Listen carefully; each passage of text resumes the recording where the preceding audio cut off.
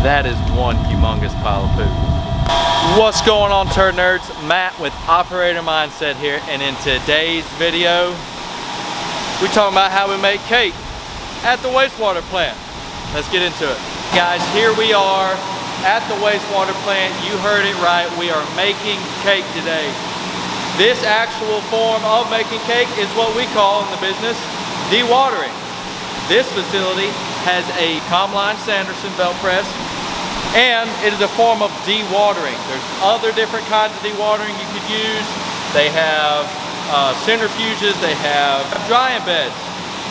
Anybody shoveling those out right now? I'm sorry. Good luck with that. We do actually make cake with it. It's not cake for eating. Just to clarify, nobody is eating the wastewater. We don't promote anybody actually eating wastewater cake made at a wastewater plant, unless it is actual cake made to consume. I don't know why you'd be making it at the wastewater plant. I digress. Back to the cake and the belt press part of it. We are in the business of managing our solids. So you guys poop every day, you send it down here to the plant.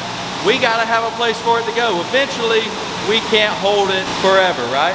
So what we do is this process called dewatering.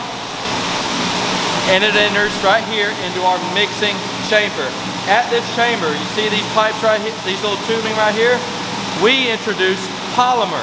Polymer runs through the line, meets the sludge right here in the mixing chamber, and what that polymer does is it binds to the wastewater and actually starts separating the solids from the liquid. You have two kinds of polymer. You have a cationic polymer and an anionic polymer. Anionic polymer is negatively charged. Cationic is positively charged. I would remember that. Exam tip. Sludge mixes with the polymer, and as that happens, it runs across this top belt right here. The solids actually start to separate from the liquid, and all the liquid that's actually being removed during this process is being pumped back to the head of the plant. But the liquid being removed from the process, that's your big tip right there, and the fact that it's called dewatering. So what we don't want is a bunch of solids that weigh a whole bunch because they're full of water, right? We can send that water back through the plant for retreatment. All we want right here, and our goal, is to separate those solids out and have it be as dry as possible.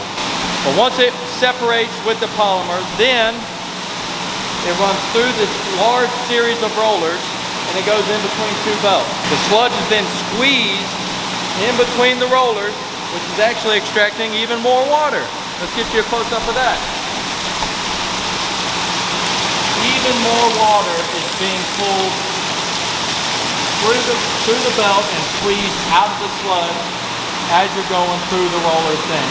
As you cross over through your rollers, even more water is being squeezed out of the process, drying the sludge even more. That again is what we want, because what are we doing? We're dewatering. So far we've just added polymer. It's run through the belt, it's squeezed it out. It's very important too to note, you can't have too much polymer. You can't have too little polymer. If it still looks like the mixed liquor that's in your basin coming off the belt and it's just brown everywhere, it's too little. If it's so much polymer that it's actually what's called blinding the belt, that's another thing you should know for your exam. Too much polymer can blind the belt, meaning not allow the water to actually go through. It's retaining that water. It's going to create a huge mess. You're going to know pretty quickly. I would hate to walk away and come back into that. That would just be horrible. But it's going to be pushing the sludge, pushing all the solids back off the belt because it has nowhere to go. The water doesn't. Belt blinding, too much polymer. Exam tip, remember that. But if you have it dialed in just right, you are going to be making some of the best cake you as an operator can make. 16 to 20% is what we call in the business delicious cake. Into whatever you're pumping it into, it could be a truck, could be a tractor trailer size, could just be a dump truck. Here at this facility, we actually have a catch-all. We fill up and then we call another company, come haul it off to the landfill for us. But all we want in this final product right here coming off this roller is just beautiful cake. Falling off in sheets, nice thick cake. That's what you want to see. As much possible liquid has been squeezed out of it, and all you have are these nice, large, dry sheets of cake that are going to be headed to the landfill to be disposed of properly. Because you guys never stop flushing, the bugs never stop needing food, we got to have a place to put the solids. Dewatering can look different at your facility, or it can look very similar to this one. But the name of the game is removing the water from the solids so that all you have are solids that you're having to haul off and get rid of. So, if you're new in this industry and you're at a wastewater conference or you're sitting in class and they say, hey, what's your dewatering method? How are you guys getting rid of your solids? You need to know, what is it? Is it a centrifuge? Do we have drying beds? Do we have a belt press? You're probably going to get asked at some point in your career, hey, what's your percent solids? Knowing your percent solids, what you got coming off the belt here, is very important as an operator. That's how you know, hey, we got a good run that time. And we're going to make a video on how to get the percent solids coming soon. Look for that. But this is what you want to see coming off your belt press. Nice, big, thick, brown chunks. The color looks great. It's nice and dry. Extra money to be hauling off a bunch of wet sludge because of the weight, right? Think about it in that concept. At your facility, you don't want to be paying to just haul off the wet water, right? That's going to be more expensive.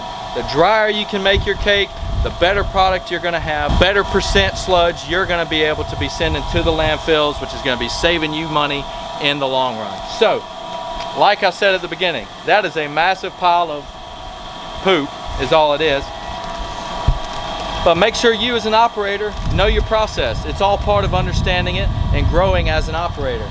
Making sure you can produce the absolute best cake possible at your facility. This is the cake we make as wastewater operators at our facility and possibly a facility near you.